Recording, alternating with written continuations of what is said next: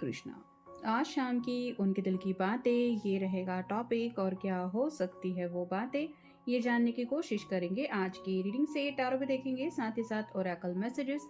शुरुआत करेंगे card shuffle करके। जनरल कलेक्टिव रीडिंग है, इसलिए हो सकता है कुछ बातें आपके साथ रेजोनेट करे या फिर पूरा रीडिंग, इट डिपेंड्स। रीडिंग को क्लेम करने के लिए आप कमेंट सेशन में मनचाहा कमेंट सेंड कर सकते हैं, और रीडिंग अगर आपको पसंद आता है तो चैनल को लाइक कर सकते हैं, सब्सक्राइब कर सकते हैं और शेयर भी कर सकते हैं।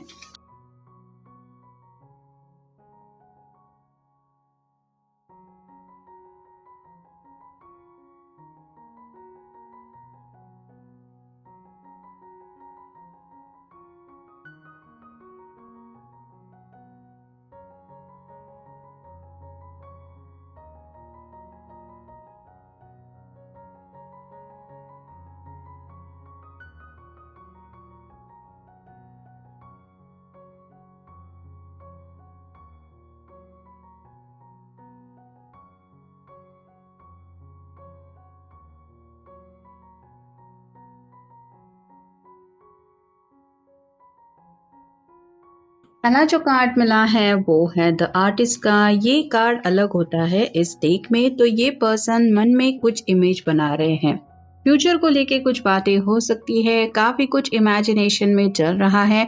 जो बातें कहीं ना कहीं आपको बताने के बारे में सोच रहे हैं कि मैं ऐसा सोचता हूँ, वैसा सोचता हूँ, या ये मेरी सोच है। तो पैशनेट जज्बात जरूर है। अगला कार्ड है डेथ का। स्कॉर्पियो का कार्ड है, आपका या उनका साइन हो सकता है।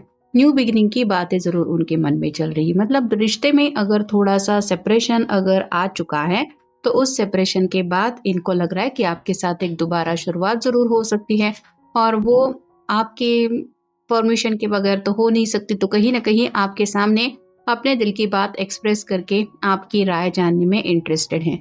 नाइन ऑफ वांड्स का कार्ड बताता है फायर साइन को, एरीज, लियो, सैजिटेरियस। अगर आप हाँ कह दे तो इनके दिलो दिमाग में काफी ज्यादा प्लान है। मतलब यहाँ पे तो ये पर्सन अकेला है, सोच सोच के परेशान है, काफी ज्यादा प्लानिंग भी कर चुके हैं, और अब बस उसमें आपकी रजामंदी शामिल है।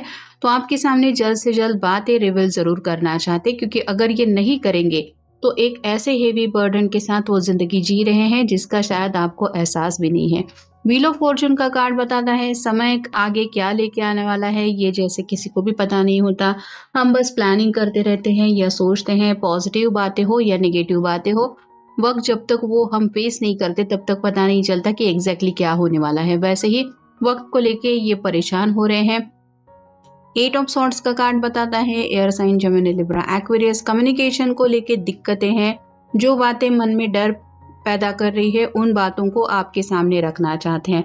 सेवन ऑफ कप्स का कार्ड बताता है विश कार्ड के करीब आना चाहते हैं। मतलब यहाँ पे सिर्फ 2 ही कप कम है नाइन ऑफ कप्स के कार्ड में पहुंचने के लिए, लेकिन इस पर्सन को डर लग रहा है कि जैसे उनके जो सपने हैं वो पूरे नहीं होंगे, या फिर अचानक से और ज्यादा जिंदगी में प्रॉब्लम बढ़ जाएगी। ये पर्सन इमोशनली फ्रस्ट्रेटेड ज्यादा होने की वजह से भी इनके दिलो दिमाग में ऐसी बातें आ सकती है, ऐसा भी आप कह सकते हैं, क्योंकि नाइन ऑफ वांड्स के कार्ड के नीचे ये सेवन ऑफ कप्स का कार्ड आ रहा है जो उनको डरा रहा है आने वाले फ्यूचर में क्या होगा ये सोच के।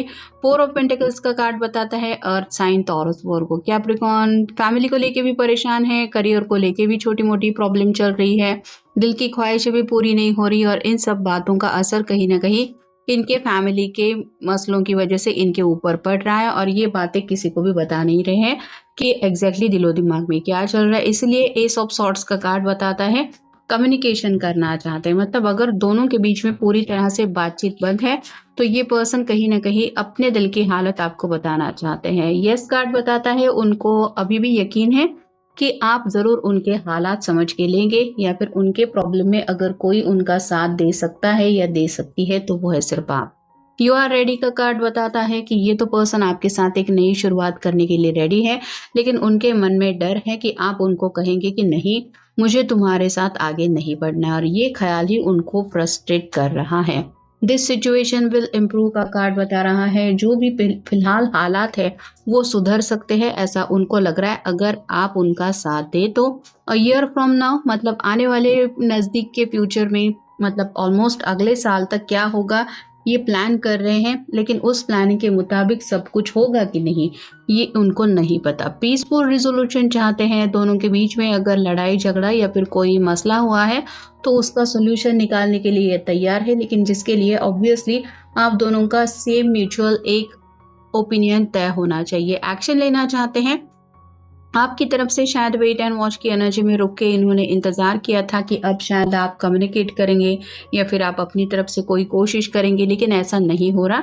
इट्स अप टू यू, मतलब कहीं ना कहीं जो डिसीजन है वो इनकी तरफ से तो रेडी है, अब बस आप उस बात में शामिल हो जाएंगे तो वो बात पक्की हो जाएगी। नॉट द राइट टाइम, ये कब तक चलता रहेगा? अभी फिलहाल सही वक्त नहीं है, बाद में देखेंगे, बाद में सोचेंगे, बाद में एक्शन लेंगे, ये करते करते वक्त हाथ से निकलता चला जा रहा है। और जैसा कि हमने ऑलरेडी देखा, वक्त को लेके ये पर्सन काफी ज्यादा परेशान है। I trust in my wisdom, finding balance between reflection and action. तो जो भी बातें दिलो दिमाग में चल रही है उनको सोचते बैठने से तो रिजल्ट नहीं मिलेगा, उसके लिए एक्शन लेनी जरूरी है, और एक्शन के लिए पहला कदम इन्हीं को आगे बढ़ाना पड़ेगा, ये वो समझ गए हैं। I write my story with creativity and inspiration, authoring my destiny. अपनी किस्मत में क्या होगा ये सोचते बैठने से अच्छा है कि अपनी किस्मत में कुछ अच्छा लाने की हम कोशिश करें। तो एक्शन के बिना तो ये होगा नहीं, तो बैठ बैठ के सोच सोच के परेशान हो चुके हैं और अब अपनी किस्मत बदलने के लिए ये खुद अपनी तरफ से एक्शन लेने के लिए तैयार है, क्योंकि डेथ के ऊपर ये कार्ड आया है जो बताता है न्यू बिगिनिंग के लिए ये एक्साइटेड है। आई navigate the depth with grace, gratitude in by intuition and feeling. जो भी इनके इंट्यूशंस इनको बता रहे हैं कि अभी वक्त मत गवाओ, फिलहाल अपनी तरफ से कर्मा करो, फल की चिंता मत करो, तो ये तो करना पड़ेगा। और फीलिंग में अगर बह के, मतलब इमोशन में बह के ये खामखा फ्रस्ट्रेटेड होते रहेंगे तो इससे नेगेटिविटी और ब्लॉकेजेस तो ज़्यादा इन्हीं को तकलीफ देंगे, जो ये नहीं चाहते। I trust in unseen magic around me, welcoming positive transformation.